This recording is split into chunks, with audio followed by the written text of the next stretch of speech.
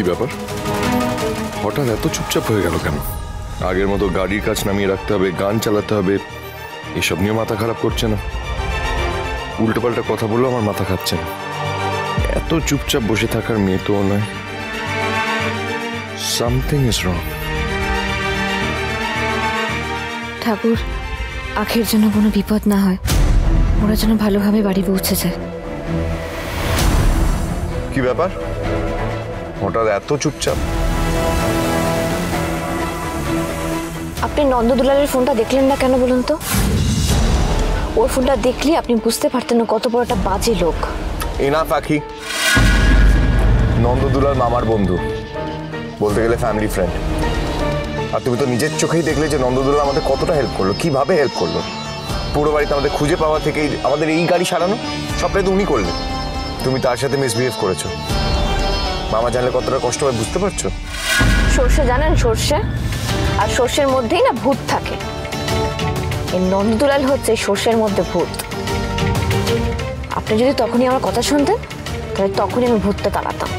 শোনো, ভূত নিয়ে তোমাকে আর মাথা ঘামাতে হবে না। কাল রাত থেকে শুরু হয়েছে, কখনো ভূত কখনো সাপ। Please stop all of this nonsense.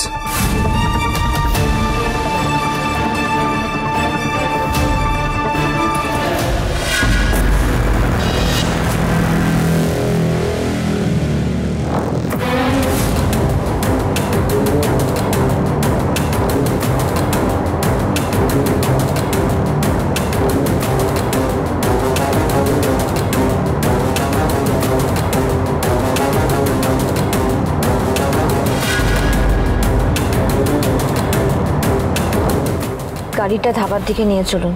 হঠাৎ ধাবায় যাবো কেন? যেটা বলছি সেটা করুন।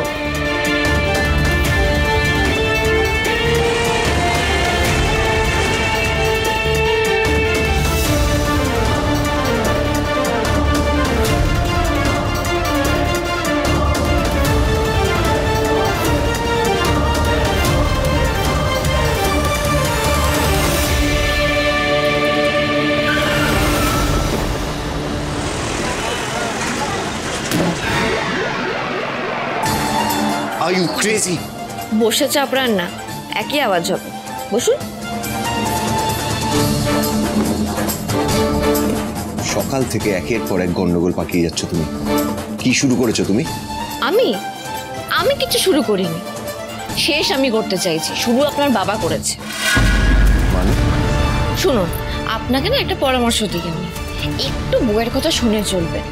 আজ অব্দি যারা যারা বউয়ের কথা শুনে চলেছে তারা কিন্তু জীবনে উন্নতি করেছে। আপনি শোনেন না তাই। তোমার কথা শুনিনি বলে আমার কিছু হয়নি। ননসেন্স। সে আপনি যা খুশি আমাকে বলুন, আমার যেটা সত্যি মনে হচ্ছে সেটা আমি বলেছি।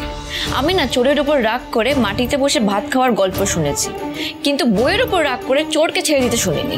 আমি কাকে ছেড়েছি? নন্দদুলালকে।